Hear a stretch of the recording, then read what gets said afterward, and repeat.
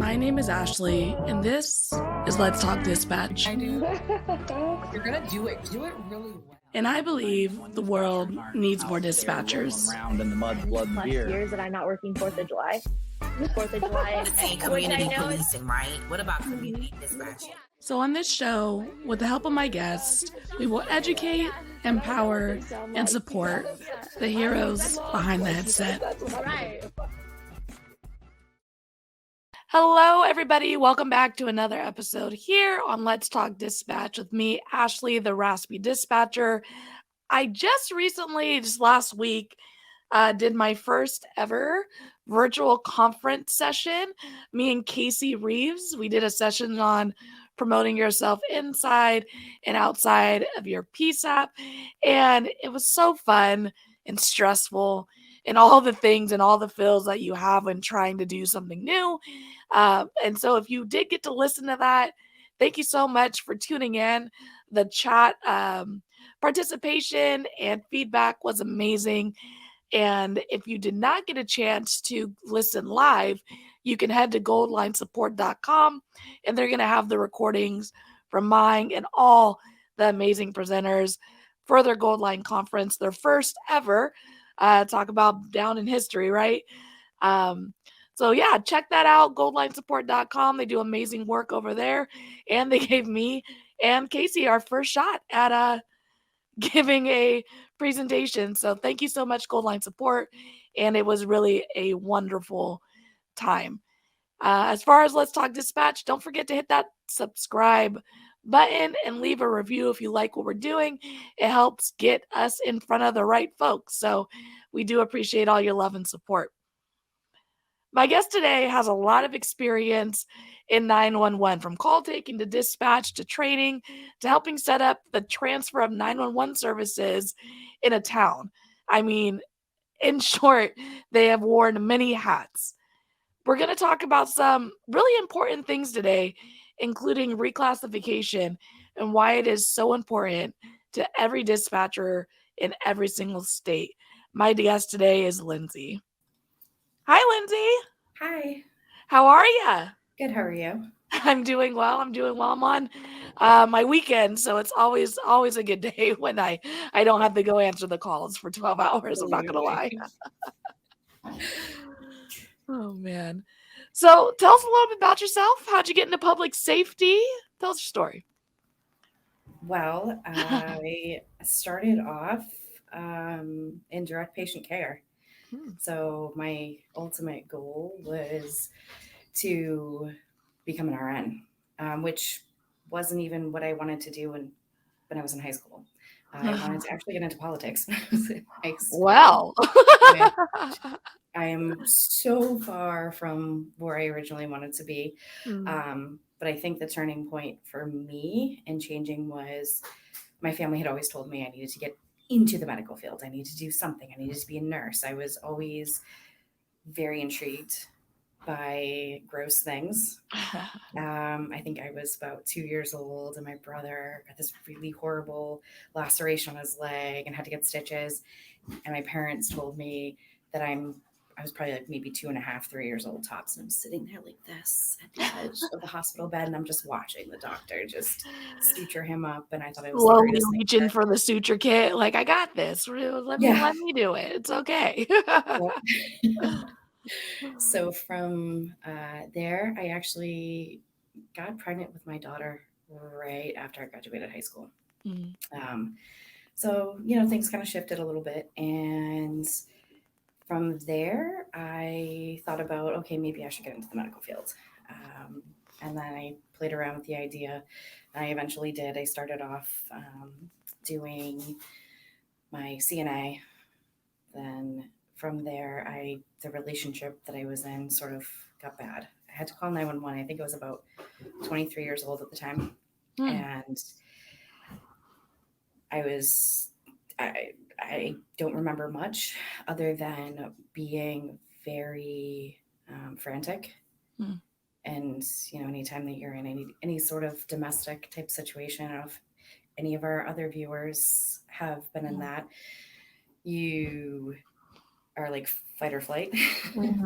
So I had to call 911. The gentleman that answered the phone, I have no idea who he was to this day. And he kept me calm, walked me through what I needed to do, sent me help. And I was like, hang up the phone, everything calmed down. I said, wow, that's pretty awesome. I want to do that. I want to do that for somebody else. I kept on in the medical fields. I went and did my MA, and I actually met my husband when my daughter was just turning 5, and he was a firefighter EMT. Of course. Look how that comes full circle, huh? Why do we stray from our partners being in sort of the same field? And we hit it off, and it was always his thing, being in EMS. And I don't know, I just didn't feel quite right where I was. And I can remember the show, I was born in the early 80s, so dating myself here a little bit, but Rescue 911 was like my favorite show. I loved it. I thought it was great. And I signed up for the EMT class, did the class, and I got into EMS, and I was like, whoa, I love this way better. And I think that this is a great stepping stone to where I want to be. Because unless you have opportunities, it's very hard to kind of get into dispatch. You know, it was like everywhere that I had seen that was looking, wanted like all these certifications. And I'm like, where do I start? How do I get this without getting the job first? So fast forward, I ended up having the chance to go into dispatch. And I started off at a private ambulance company who had 911 contracts just outside of Boston. So I live in Massachusetts and just outside of Boston. And I fell in love with it. It was like this instant connection. And I felt like I had a purpose. I'm trying to think of the words that maybe you could take out some of my ahs and ums. I felt at home. It felt natural. I didn't feel like I was pretending or struggling, or, you know, when I was working as an MA, I always felt like it was hard to connect with the other people in the offices that I was working at. And this was just my people. We had the same sense of humor. We had the same goals, and it felt really good. From that point on, I just kept working up to, okay, you know what? I need to get certified. I like fought to get certified in EMD. At first it started off, you know, just dispatch and answering the business line and things like that. And I turned to them and said, hey, so can I be in the next class? And they were like, well, and I said, okay, so either you can put me in the next class or I'm going to do it myself. I'll pay the money and I'll get myself certified. And they were like, okay. Okay. Oh, she's serious. So I did it. And probably a year later, I decided, you know what? I find that an area where I might be struggling a little bit is when I have to give CPR instructions. And this particular company had another sort of entity that was teaching EMT classes that had CPR. You know, they were doing CPR classes for like contracts and staff. So I said, oh, you have a certification class? Sign me up. All about it. I did that, and I became a CPR instructor, an AHA instructor, American Heart. And I loved it because I was teaching people things that I had an interest in. And it made it a lot easier. I was right. It did make it a lot easier to recognize agonal breathing and someone who needs CPR, because as we all know as dispatchers, early recognition is key. So what did I do after that? I mean, I was answering 911 and I got a promotion, which was totally out of the blue. I didn't apply for it, by the way. Not sure. I was approached by someone who worked in the field, who was sort of, they called them hospital liaisons. Okay. They're really an EMS liaison. So Okay. at your contracted hospitals, you would just kind of be in charge of making sure everything flowed smoothly, talking to the hospital staff, make sure the patient was ready to go for discharge, that sort of stuff. This actual contract in the hospital that I was assigned to actually did a lot of the pediatric transports. So the NICU and PICU transports. Yeah. So like I was the supervisor for all these people in the field Oh, in this hospital. And I loved it. I was at a level 1 trauma center in Boston. I thought it was the greatest thing. Now, that is an hour and a half drive for me. Yeah, that's rough. Yeah. But I was there 4 days a week. It was still a great time, and then COVID hit. So a lot of the things changed. I was still there for the first year of COVID. And then I was brought back into dispatch because they're like, we had a mass exodus. We need you back here. And I was like, yeah, but I really like where I am now. Leave me alone. Can I just I went back You into don't need dispatch. me. And I said, if I'm coming back, I said I want to do fire. They're the only private ambulance company in the state that dispatches for fire department. Interesting. So they weren't on site with the fire department, but they still dispatched for them. And they were like, okay. And they reluctantly always said okay to me because I was like, no, this is how it's going to be. Look, you're going to give me the certificate. You're going to give me the fire seat. I like it. Closed mouths don't get fed, Yeah, I can be very strong when I want something. Actually loved dispatching fire far more than anything else. I still loved answering 911, obviously. And then I became a supervisor. So I was a communications supervisor. And then one of the few fire departments where I live on Cape Cod, and one of the few fire departments where I live had an opening because they had a retirement. And I was like, ooh, okay. Yeah, it's probably one of those agencies that don't open up a lot, No, they did not. Yeah. So I interviewed and I was offered the position. Amazing. And that's where I am now.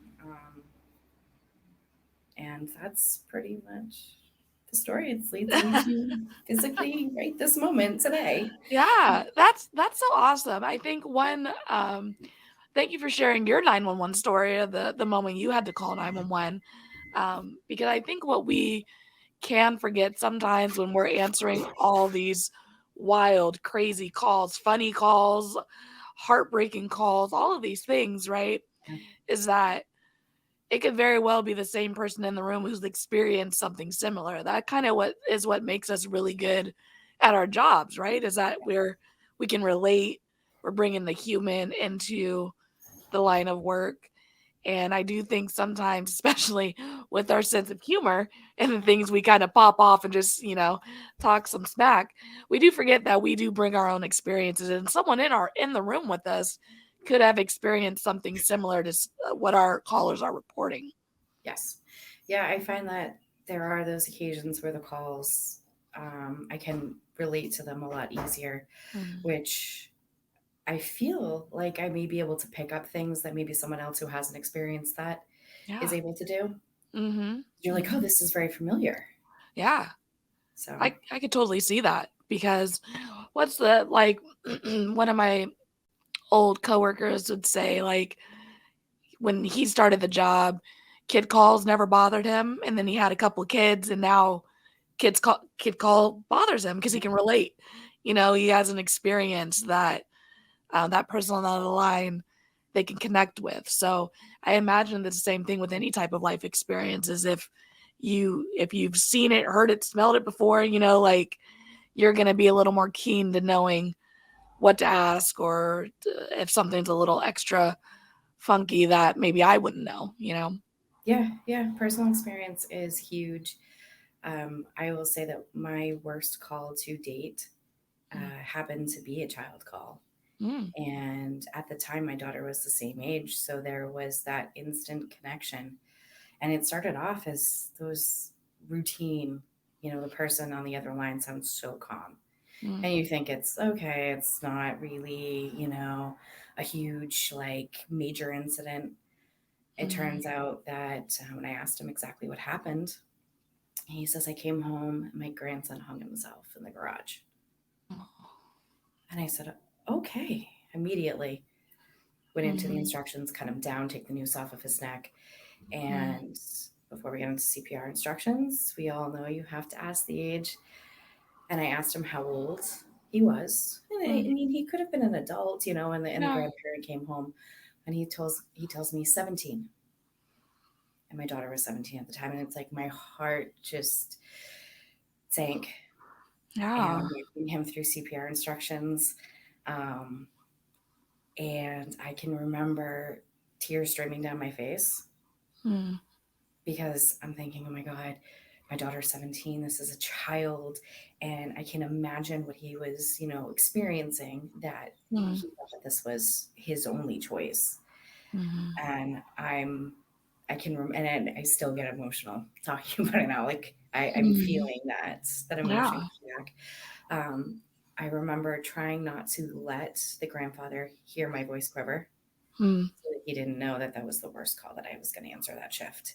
Yeah. And I didn't want him, obviously, to know that, like, I had just tears streaming down my face. And the ambulance got there, and I verified that they had taken over CPR. And I said to him, you did a good job. I said, you did a great job. Now, regardless of the outcome, I think that in those situations, it's very important to tell your caller, you did good. You followed my instructions. You did everything that you could. And I think that even when the outcome isn't great, that they should still know that. And I remember one of my coworkers saying to me, oh my God, why would you say that? Why would you say he did a good job? Well, because he did.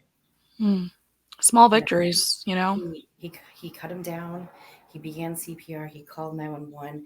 Some people couldn't even get to that point. Some people would just freeze in that moment. And he did a great job, and he needed to know that so that he wouldn't question, well, did I do enough? Yeah. So, I hung up the phone and I made sure everyone was in their seats. And I just looked at my coworker and said, I'll be right back. I went to the bathroom and I actually cried for a moment. Pulled myself together, wiped my face, went back out. Okay, next call. And isn't that the most heart-wrenching, amazing part of the job, right? Is you just do this thing, this tough thing, and then you get a second, maybe, if you're lucky, right? Depending on how busy the center, how many butts are in the seat. And then you go back, you sit down, you plug back in, you answer the next one. And that is that's the amazing part of the job and the tough part of the job. It's like you got to have that ability to move on, because there is no other choice, Because you're no good to the next caller if you're still stuck on the one before. Exactly.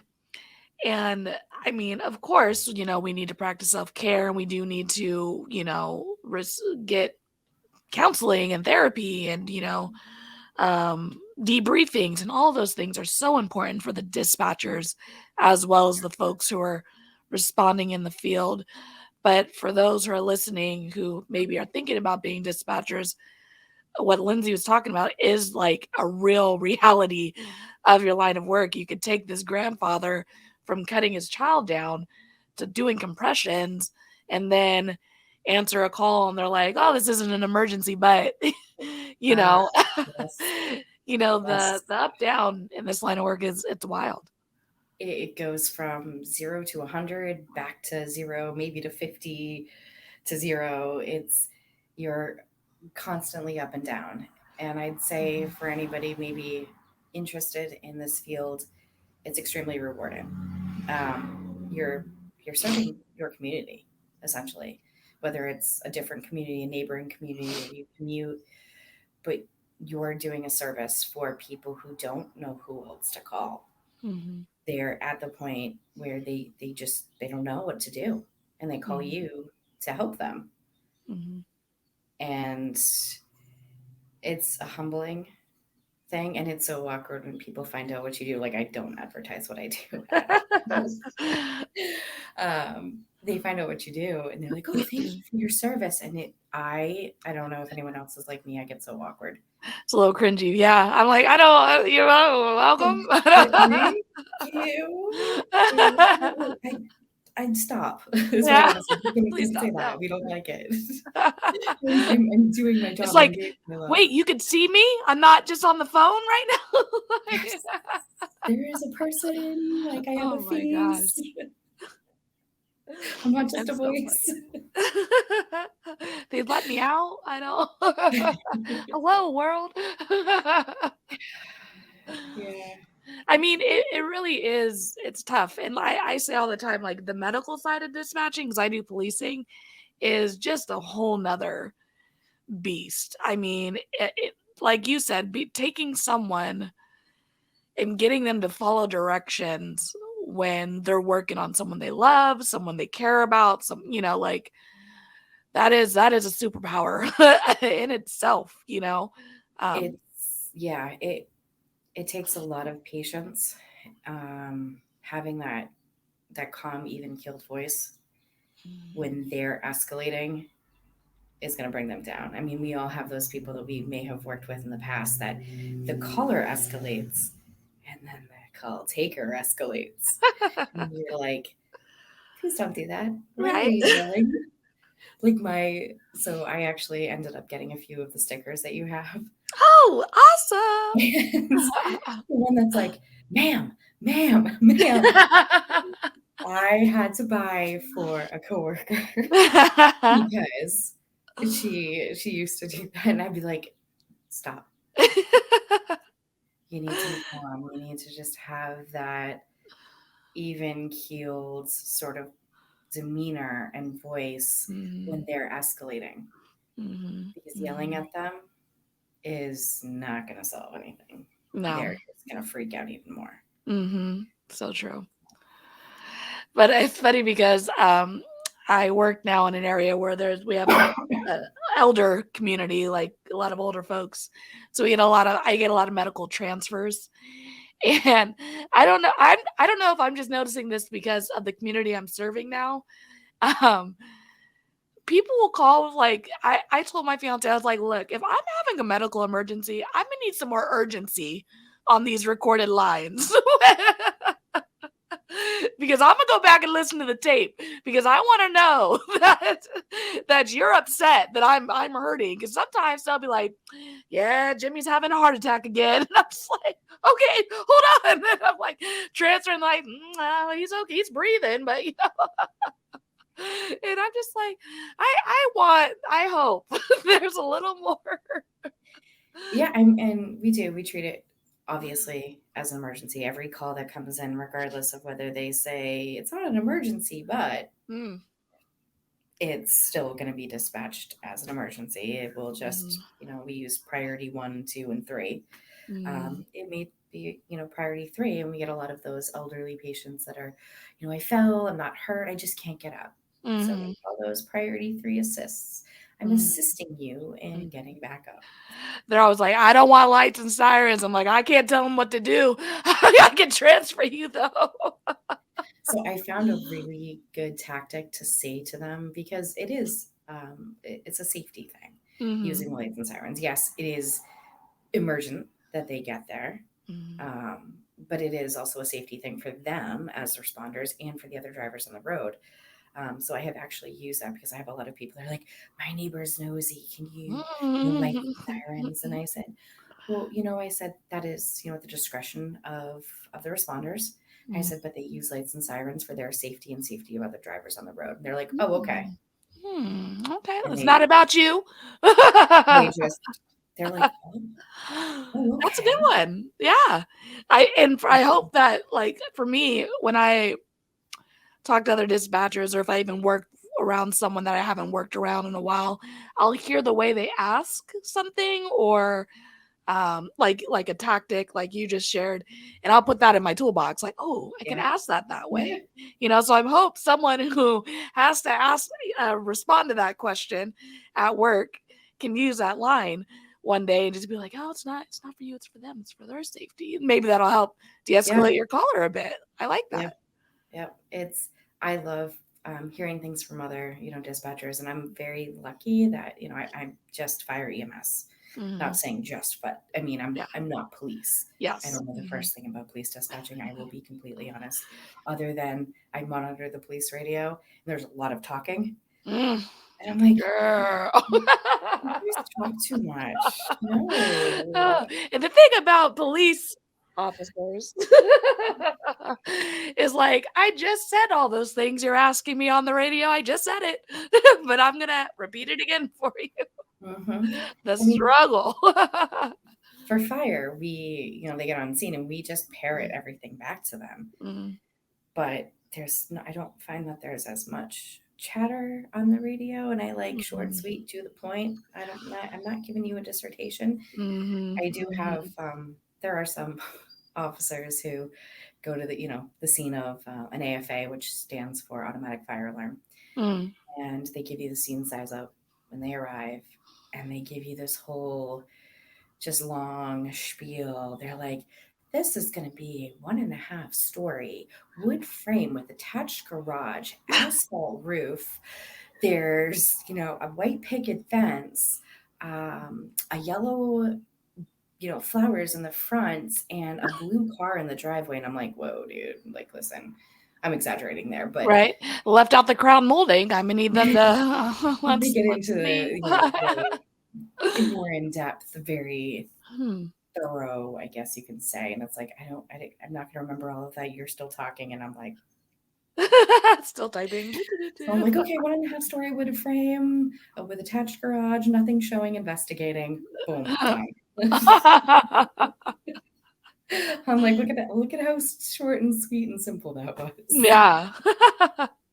So funny.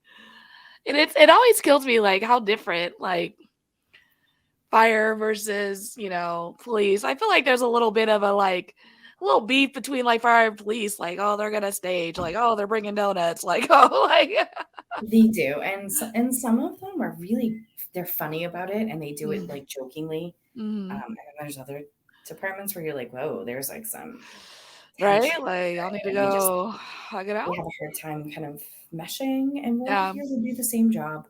But like, my husband is super lucky. Like his police, they're great, and they get along really well. And I even like some of our cops, they come in, and there's 2 females that are on the department, and one I haven't seen in a while, but the other one, she'll come in and be like, I need to use your bathroom. The poor woman is in there for so long because she's got to take off her belts. She's got to take off her vest. She's got to do all this stuff. And I'm like, how was your 15-minute bathroom break? She's like, there's so much stuff to take off. It's so true. Like, and even when I went to my new agency, we have another surprise guest, everybody, for everyone watching visually. What's your pup's name?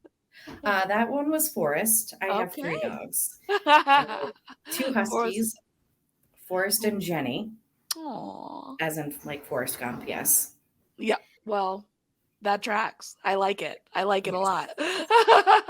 And then I have, she's a mutt. She's just mixed breed. And her name is Mo, but her official name is Morticia. We call her Mo for short. I like it. I like it a lot. Oh my gosh. They're all rescues. They're good dogs. Aw. They were talking about, I was just talking to one of my sergeants, and they were talking about we might get some an emotional support pup at the station. I was like, oh, I'm with that. I was like, I can't wait. They're like, yeah, they'll just kind of plop around and, be there if we need some rubbing, some cuddles, And I was like, that's awesome. Hopefully that comes through. But I thought that was an amazing thought that it was even if it's even in the conversation, I think that's awesome.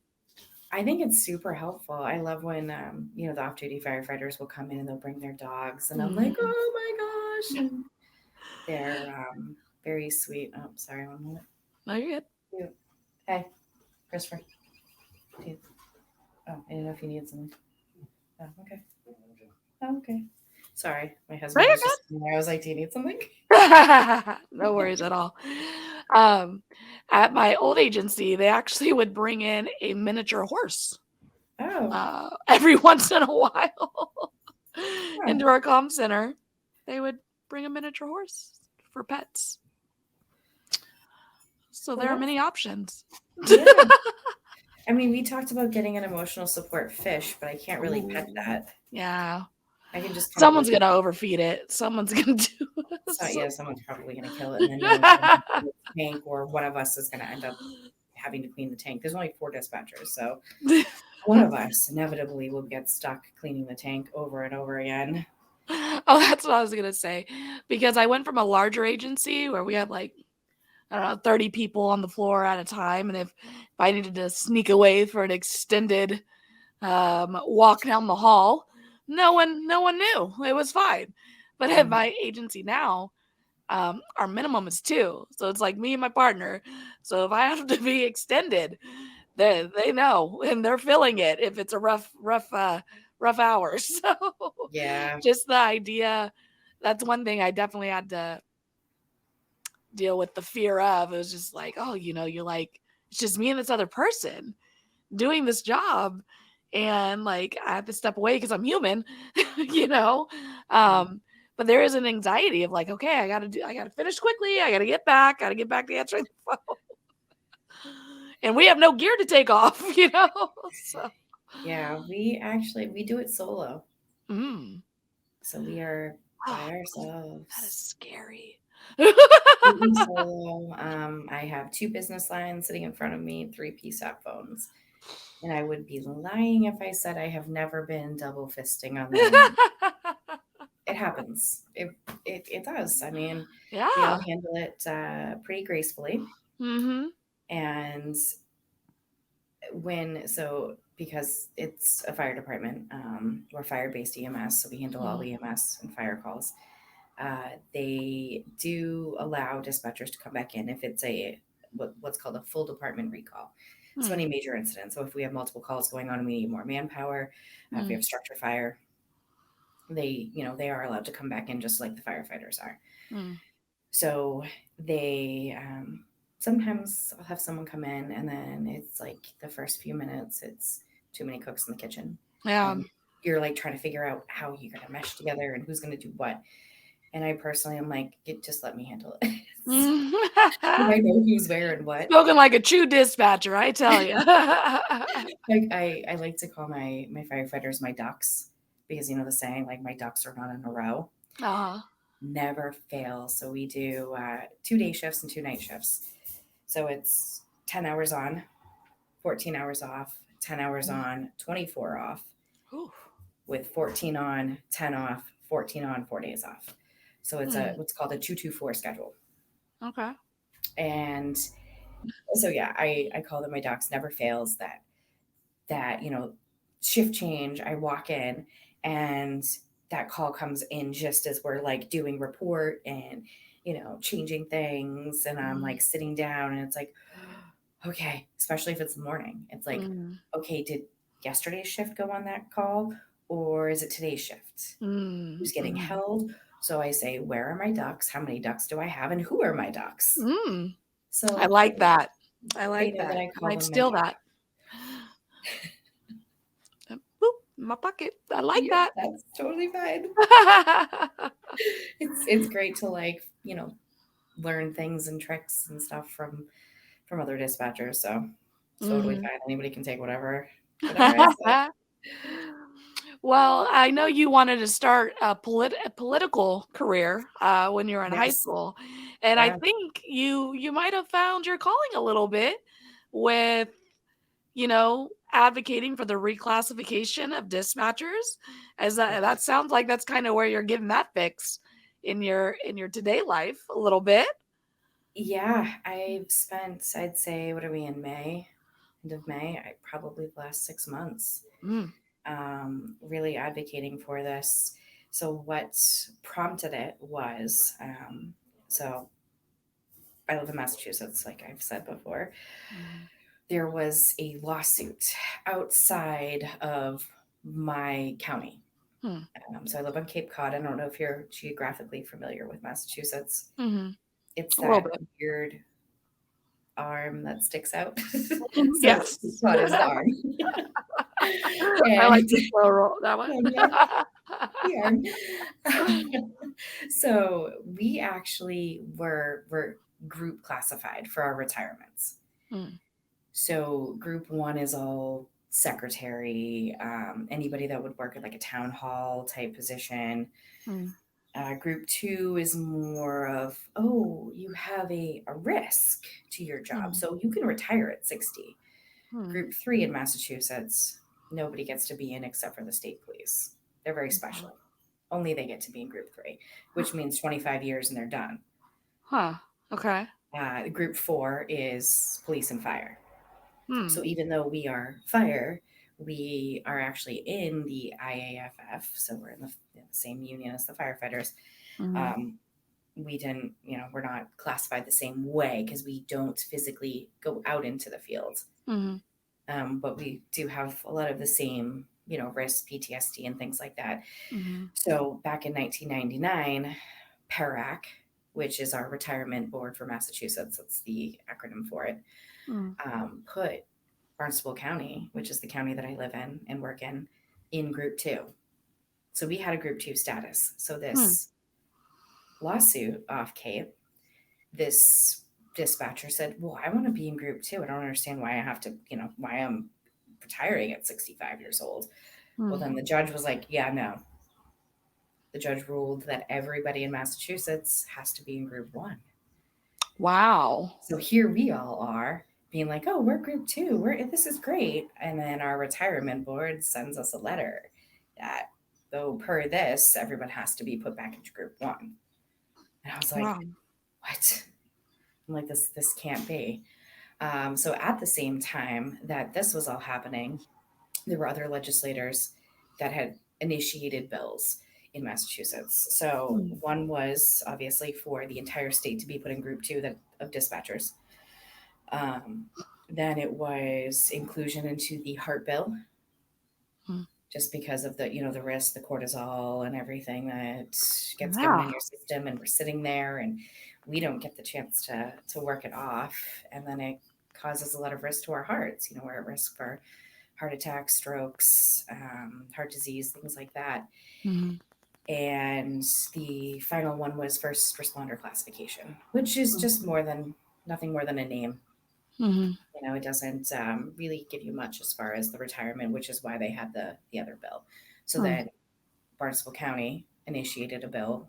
One of our state reps said, no, this is not right. You guys were in group 2 since 1999. It is now 2022. Yeah.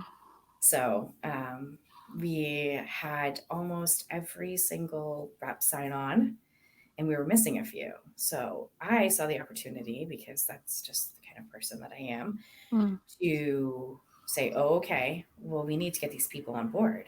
So I managed to, I wrote a letter to my state rep, who is for where I live, my district. And he was like, oh, okay. He signed on. Then we had one other state rep who was just like super hard to get to like sign on to it. And our senator hadn't signed on. So then Massachusetts Communications Supervisors Association had a 911 day at the State House. I was like, ooh, I'm going to this. Yeah. That day. So I checked with the chief. I said, hey, this is what's happening. Here's all the information. Would it be a conflict of interest if I use my own time to, go ahead and do this? I was willing to use my own time. He's like, whoa. He goes, no, let's work this out and this and that. So it was really great in that sense that we had that support. I went to our union meeting, made a motion, and I asked for their support. I asked for our union to reach out to our District 8 VP, Vice President for the PFFM to get their support, because IAFF is a very strong union. So getting their support in this is huge. So they were already like on board and working through things, and it was like, no, you need to include the Cape and all this fight that you guys are doing for it. And we went up. I had talked with a dispatcher from another town who was retired. He retired, and then 10 days later, he got the letter. Wow. From our county retirement saying, group 1 status. And he was like, you couldn't have told me this, I don't know, when I was trying to retire, because I wouldn't have retired. Yeah. I would have just stayed. Like, does that even count? Like, you're too late. I'm already done. Yeah. So not only does it affect the age of current dispatchers going from 60 to 65, it also affected previously retired dispatchers who were then going to owe money. Wow. These people are living on their pensions. Yeah. And they would then in turn. Well earned, well deserved. Yeah. Yep. I mean, they served their communities, and they made it to retirement, because we all know that dispatchers rarely make it past 5 to 7 years. So it's very few and far between that you have a dispatcher that's going to retire in that field doing that job. And the people that did, they were at risk of owing money and then not getting as much, every month, because their classifications changed. So we went up, I talked with him via email, and I said, hey, listen, I'm going up if you want to go. And he goes, yep, absolutely. Gave me his address. I picked him up that morning. I had never met this man. Just him, via email and then texting and, making a plan. And the two of us are all dressed in our, suits, I guess, within our suits. I don't know what you call that, but I had the whole thing. And we went up there, and I had already set aside meetings.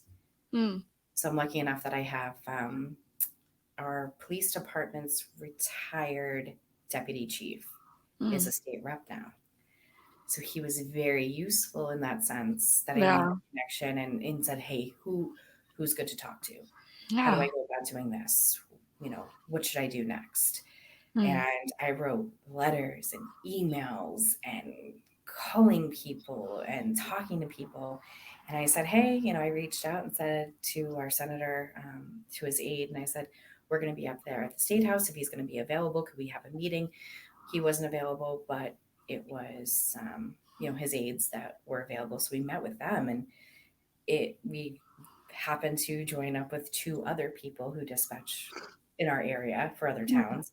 And these are all people that I was like, well, I don't really know you, and it's a small community, but I didn't really branch out and kind of like get into that world of dispatcher relationships outside of, my immediate kind of department.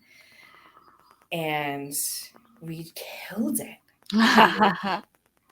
There's no other word to describe.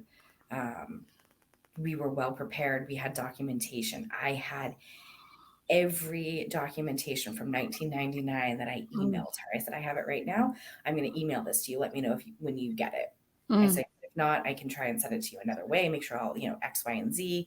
You have access to that to show the senator. And within a week, I got an email back from her saying he signed on. Wow. So he co-sponsored the bill. Look at that. Amazing. Then, another coworker of mine managed to get the last state rep. So we have every rep and the senator for our county to support the bill for, our county's dispatchers to be put back into Group 2. I ended up going to the State House to testify. So it's a process, and I think every state is different, because I'm in a few of the groups on Facebook for dispatchers, and somehow it came up, and I was talking about it because people were like, oh yeah, too bad we're never going to get this. And I'm like, you have to fight for it. You can't just sit back and expect someday someone's going to be like, oh, dispatchers, they should really be considered first responders, because no one's going to do it. There's money involved. And it costs people money, and they're not going to do it unless you fight for it. So I ended up talking to a woman who was like, hey, can I ask you questions about this? Like, we want to do this. And it was in the state of Virginia. And I ended up messaging her back and forth and telling her how I did it. And I was like, I'm not sure how your state works, because every state is completely different. Yeah. And so we actually made it to the next step, which is where we're at now. We went to the Joint Committee on Public Service, and we had to go testify. So you could either do it just writing a letter, a testimony, emailing it in, or you could do a virtual like we would be doing now, or you can go in person. And I went in person. I went actually for the statewide bill for retirement, and I testified. And I was the last person to go. Please tell me you like took the mic, or like, mic drop, I'm out. Well, everyone that went before me ended up saying all the things that I was going to say. I had statistics, and I, talked about PTSD. I talked about, the importance and cognitively just how your brain function declines, like to mid 30s into your 40s. And then from there, it slowly drops. And that we're not as quick at age 65 to be dispatching. We need to be quick. We need to be able to think fast and get the responders and do our jobs efficiently. And at that age, you may not be as quick. Like, I'm not saying you can't do it for all you older dispatchers, like, absolutely. But we're not cognitively as quick and sharp. And I feel like it's doing us a disservice, and it's doing our communities a disservice. So they had all just kind of said everything that I had planned on saying. Yeah. And I had my cards, I had my written testimony, and I had little cue cards. Like, I went out and bought cards and wrote things down. And I just remember walking up, sitting there and looking at them and saying, good morning, Chair so-and-so and Chair so-and-so, Joint Committee. Thank you for meeting with me today. I'm here in support of Bill such and such. And I said, as the other dispatchers before me have stated, I'm not going to tell you the same thing over and over again. So I said, if I could have just said F it and like thrown my, cards up in the air, that would have just been dispatcher gets dragged out by security for that would have been, it would have been like the best. Just screw it. I went completely like rogue dispatch and improv, and I talked about it. And I said there's inconsistencies within our state that you have certain, our county that was in group 2, you have the rest of the state in group 1. And then I said, and the PFFM managed to get PARAC to agree, because they were fire dispatchers, to put these 2 departments of dispatchers back into group 2. I said, it's not consistent. They're like, oh, well, thank you for bringing that to our attention. I'm like, seriously?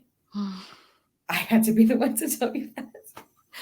And, and then the second time, I was one of the first ones to go when I was testifying for our county's bill specifically, not just the state one.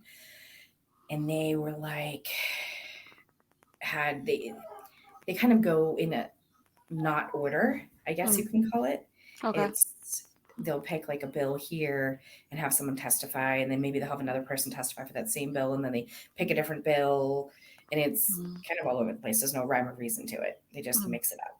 So sounds like politics to me. You never know when you're going to have to go up and talk to them. And I kind of had what I was going to say. I was like, well, I don't want to read my testimony. This is going to be impersonal. I want to get their attention. And I remember it was a forensic scientist who worked for the state who was up there testifying before I went up. And she started talking about her job and like what she encounters. And she's talking about like dismembered bodies. And I'm very observant. I think maybe it's the dispatcher in me, but I'm watching every single one on the panel sit there. And they're all watching her and they're very interested. And then other people would speak. They'd be like, okay, your 3 minutes is up. Let's wrap this up. And they just looked like they were like, or just uninterested, like super bored, looking at their phones, looking at their computer screens, or just like they wanted to hurl themselves out the window. So I said, okay, we're going for it. And I just went up there and I told them my personal story, that story that I told you about that grandfather that called. I told them that story. And I had before I even got to that point of telling that story, my 3 minutes was up. It goes really fast, believe it or not. And they didn't stop me. And I just told them the story, and every single one of them was listening to me and looking at me because I was scanning the panel and trying to make eye contact with almost every single one of them to hold their interest. And they were like, wow, thank you so much. And that was great. And I think I probably had like a 4.5 minute whole thing up there. My testimony was so long. And it was a learning experience, but it's funny because it's all recorded, and I sent it to my in-laws. My father-in-law was like super proud. He was a union president for 29 years was a firefighter as well. Yeah. So he was union president for their union, and he was like super proud that I was like doing all this stuff. So I sent it to him, and he wrote back to me. He goes, I had tears when I was listening to that. So, I mean, I think it's extremely important that people get out there and fight. Don't wait and expect somebody else to do it for you.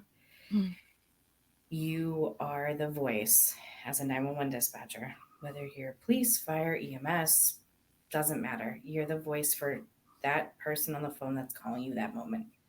You're their voice. You are sending them help. You're doing your job. You need to be the voice for yourself because no one else is going to do it for you.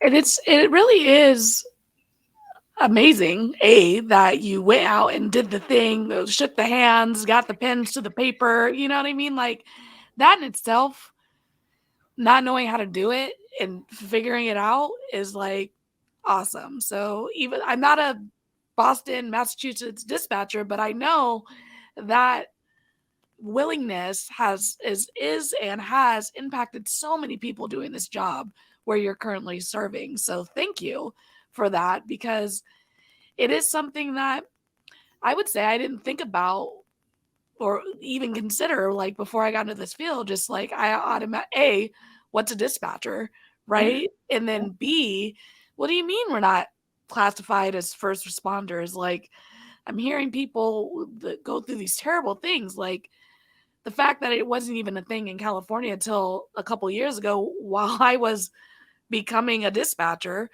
is mind-blowing. And the fact that the fight is still going on across the states, and like you said, even past reclassification. And again, I learned so much from this podcast, and is the retirement aspect of it. Like, yes, we're first responders, it should say so, but also what does that classification like? What does that word really get us? Yeah, I think that's the next wave of focus, right? Is like, okay, for California, we're considered first responders. Now what? So any state that has, and it's all dependent on the wording in the bill of how it was written out. A lot of these states that have it have said that they don't have the retirement. They don't have any benefits other than we're just called first responders, which is great. But you need to take it a step further. You should have access to all the things that the first responders have. So first responders have access to these specialized services for PTSD, for substance abuse, because we all know that those are huge issues. Not saying that everybody has an issue with PTSD or substance abuse, but we are at risk of those things. So we should have the access to get it at that level. We all have access to it, obviously. Everyone in this country has access to it, but at the same level. Our retirement should be, not 65 or 67 working till we're practically dead. We do a lot in the sense that we miss a lot of family stuff, a lot of time away and holidays and things like that, which I'm not complaining about at all.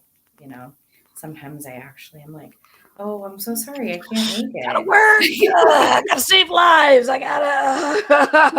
Sorry, I won't be able to attend that because I've got to work. Yeah, I hear you. You know, but you know, as far as our own families and children, it's like the divorce rate, especially, you know, police, fire, they have a high divorce rate. We also have the same, you know, we're doing the same thing. We're shift work. Yeah. We're either working night shifts, day shifts, combinations, and overtime. And it's, you know, we're kind of burning the candle at both ends. And I think a huge step towards getting things better for dispatchers is public education. So, you know, educating the public, a lot of my friends who are not dispatchers, which I have very few of those people, mind you, nothing against people who don't dispatch.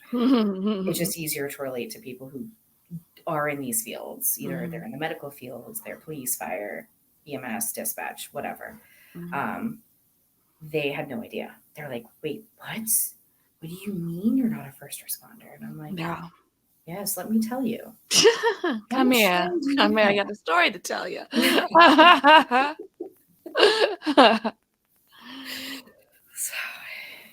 So for anyone that's interested in doing it, get out there and fight. You don't have to know what you're doing, because I did not know what I was doing at all. I still don't know what I'm doing.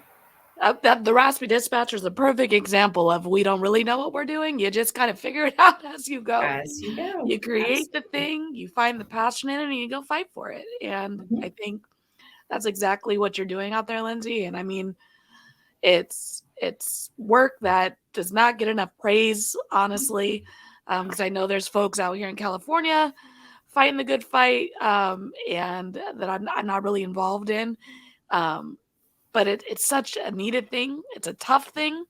And the fact that you're out there presenting on floors to folks who are like elevated and surrounding you and on record, like, thank you. Like, it's so awesome. And I'm not doing it for any sort of any recognition, anything. I don't care. I'm doing it because it's the right thing to do. Yeah.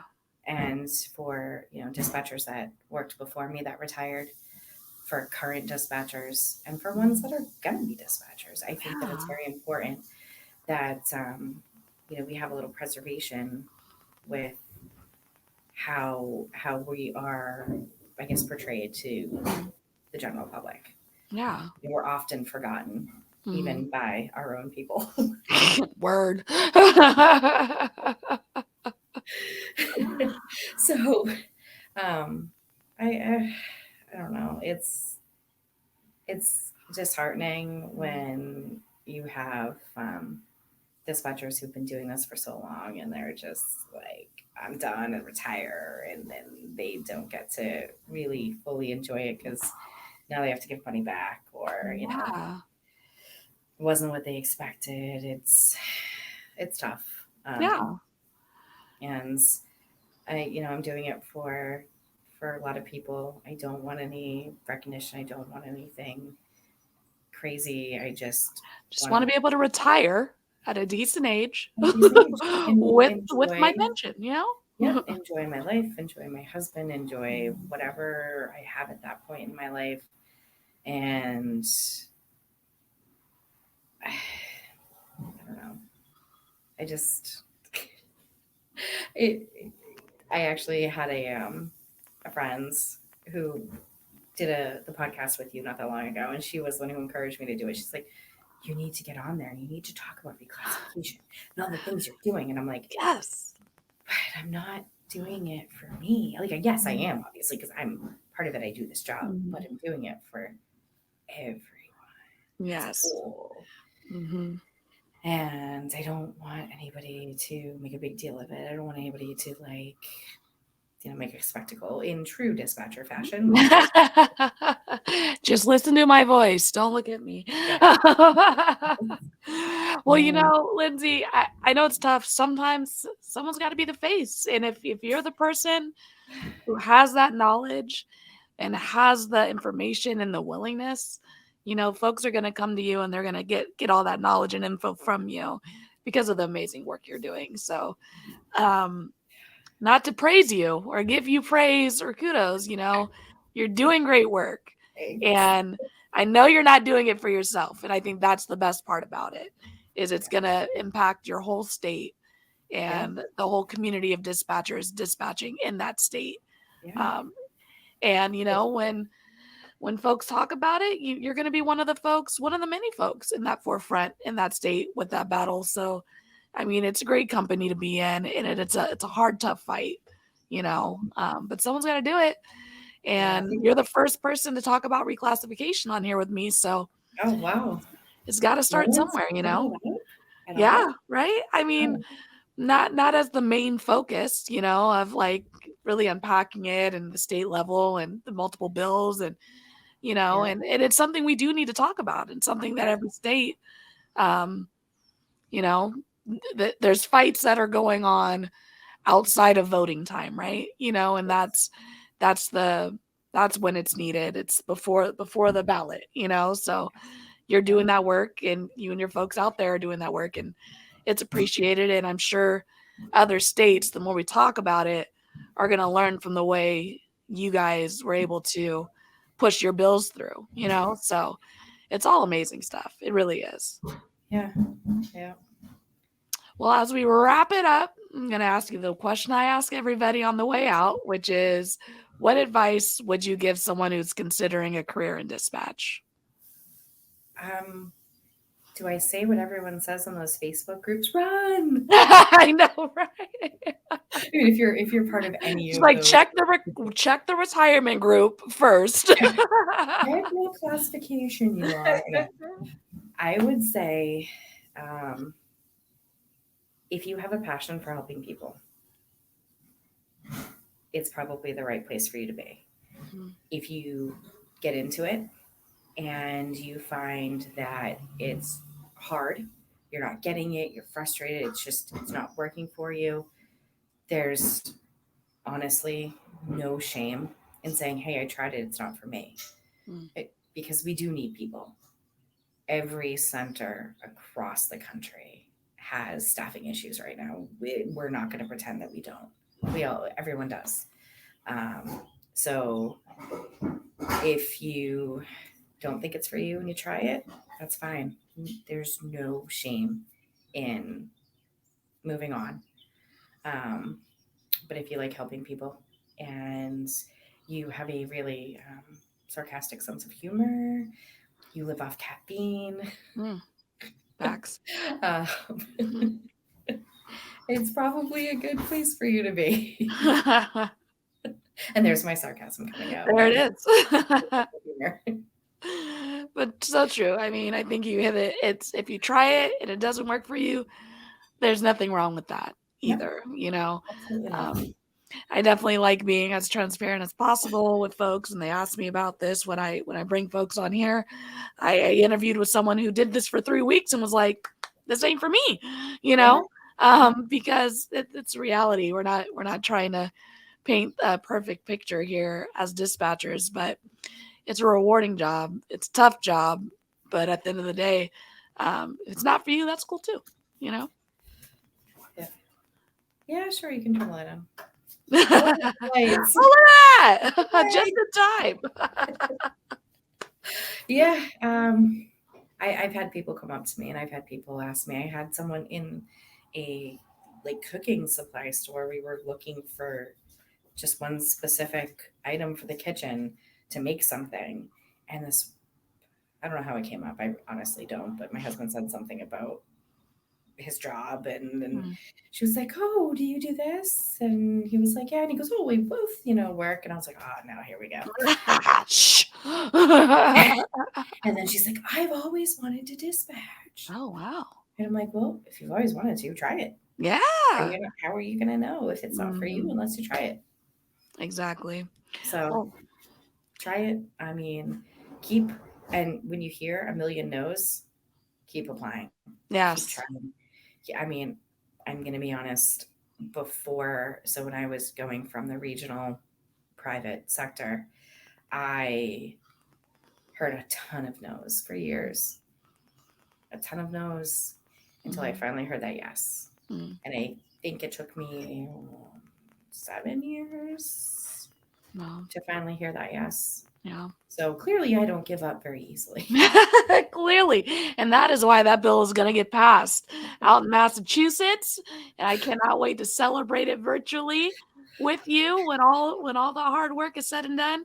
Because I do not believe you hear no easily, Lindsay. And I really appreciate you coming out virtually and chatting with me today and sharing your story.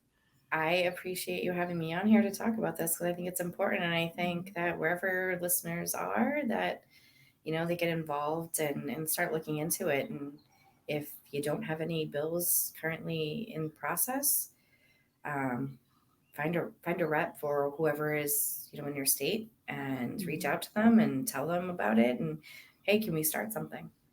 And just be part of that process and get it going and advocate for it. And social media is a really great tool. Mm-hmm. I mean, it can be obnoxious, but it's a great tool in the sense that you can reach a large audience. Mm-hmm. Mm-hmm. And, you know, people share things and post things, and it's great to, you know, to use to reach more people. Awesome. Well, thank you again so much for coming on today. And I will be right back with you. All right. Thank you very much. All right, everybody. That was another wonderful episode here on Let's Talk Dispatch, the Raspy Dispatcher. Seriously, reclassification is something that I didn't even think was a necessary topic when I first became a dispatcher, because obviously dispatchers are first responders, right?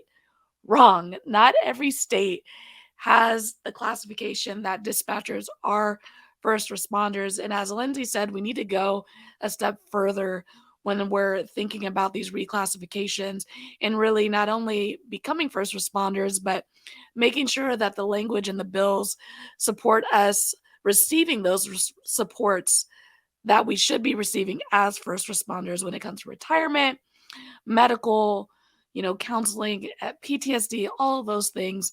We really should be having the same access as the folks that we dispatch out to the scenes. So Lindsay, honestly, thank you so much for the work you're doing.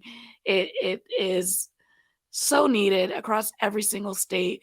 And if you're not sure about what's going on in your state, head over to nina.org. They have a lot of good information state by state of what's going on and how to get involved on that local level.